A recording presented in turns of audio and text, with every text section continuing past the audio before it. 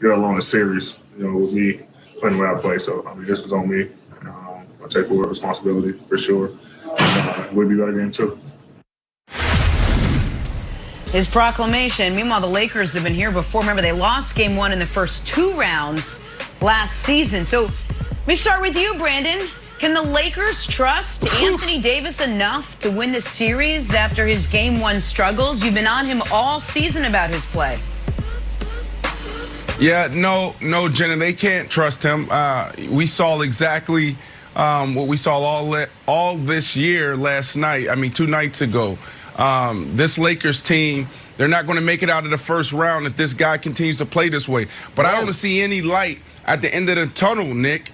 You hedged your bet. You and Chris hedged your bet talking about, well, the first game will be a fill-out game for LeBron James, but it has nothing to do with LeBron James. We know we're going to get out of LeBron James. He's going to get other people involved until that ankle gets to 100%. AD is the key.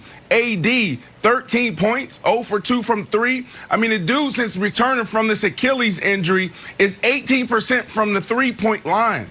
This dude is having an awful year, and you don't usually see this from superstars. You'll see this from mid-tier guys. You'll see a superstar every once in a while have a bad quarter, a bad game, but never a bad season. So the Lakers should be worried, Nick. There's trouble in Los Angeles because AD is missing. Now, if we want to put out nicknames for guys, whether it's Lemon Pepper Lou, Paul George has what? PG-13, playoff P. Then what we got to do something for AD. How about we go with AP on AD? How about we do that? Let's put an APB out on AD. Can we do that? Can we do that? Yeah, so listen. So you've been, thus far this season, you've been on Anthony Davis, and you were rewarded with, he's played 35 career playoff games. Yesterday was his worst by far. It was the worst playoff game he's ever had. And what's so disappointing about that is it came against the team where he had his best game of the season just 2 weeks ago. Inspired me to put that ridiculous unibrow on my face saying the brow is back. We know he can dominate this team, and yet he was a ghost.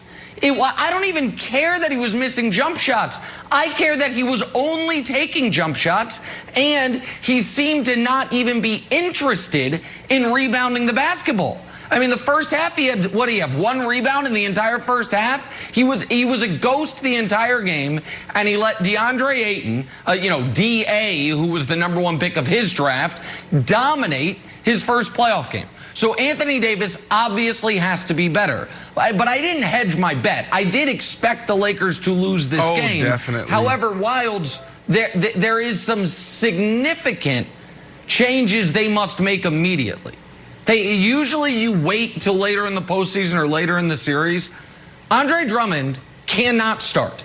Andre Drummond, goodbye. Alex Caruso, hello.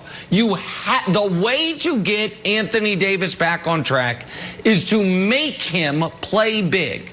Instead, and Brandon's been on this, Wilds, he's been trying to play this year like he's Kevin Durant, like he's a 7-footer with the best jump shot in the league. He's not. He's got a good shot for a 7-footer. That doesn't mean that's what he should be doing. But when Drummond's out there, he's floating out by the 3-point line. And even late in the game, Wilds, when Drummond wasn't out there, Anthony Davis was letting DeAndre Ayton crush him on the offensive glass. So AD needs to be better. And by the way, LeBron had 8 points in the first 4 minutes and 10 points the rest of the way. So this was the worst playoff game LeBron has had since game 1 of the Eastern Conference Finals against Boston 3 years ago. LeBron will be better. AD has to be better.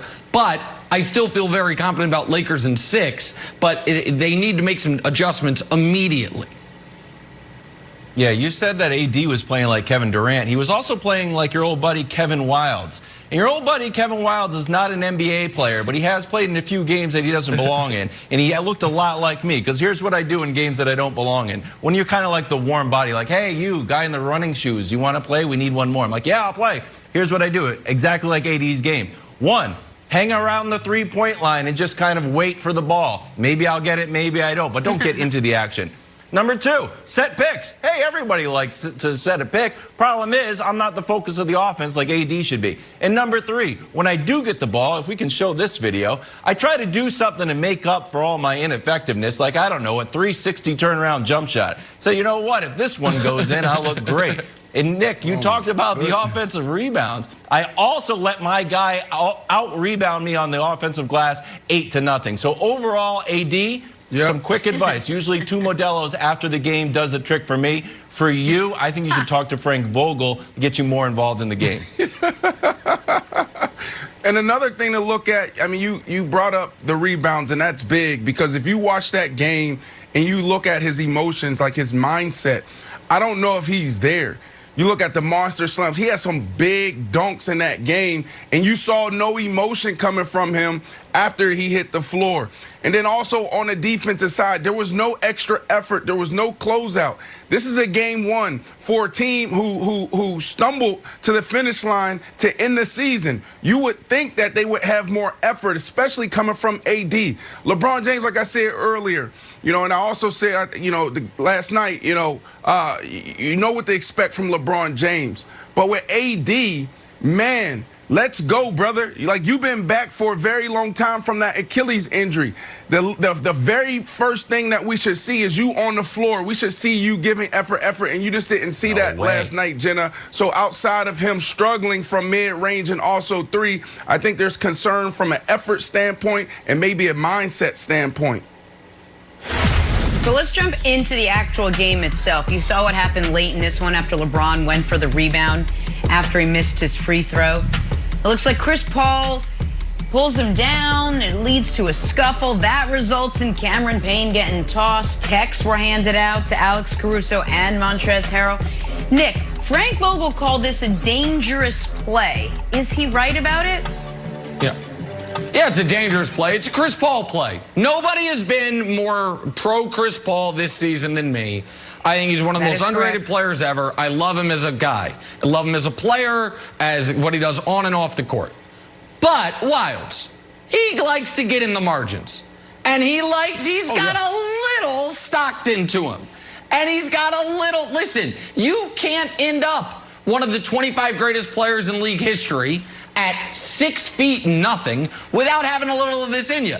Now, the dichotomy of when Chris went down, LeBron came over like the big brother, put his arm around him, checked on him. Mark Jackson even inexplicably was like, I don't know if Kobe or Michael would have done that. That's what everybody's thinking. Mark, nobody was thinking that. Thanks for the commentary, though. But then, an hour later, Chris Paul undercuts him and damn near injures him. So this is, I don't think it was a dirty play. I think it was a Chris Paul play. And that's fine. That's who he is. Right. And that's not negative. It's just who he is. And you got to know that when you're playing him.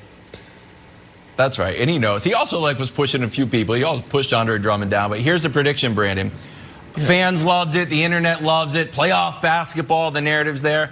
The league hates it, and the refs hate it. The refs lost control of the game. This happened. One of the reasons Cam Payne got ejected is because Caruso bowled into him. It was neither a block nor an offensive foul. Then LeBron gets the ball back. Now Chris Paul, it was a lane violation. He's in there. The refs are going to call the next game super, super tight. So if AD wanted to get back on track, Brandon, he could get down. He could get down on the block and just do a few pump fakes. They're going to call the game super tight because you don't want a game. They're going to look at the refs like, hey, refs, pay attention. Chris Paul was on the ground and LeBron was on the ground. Chris Paul had to lead the game.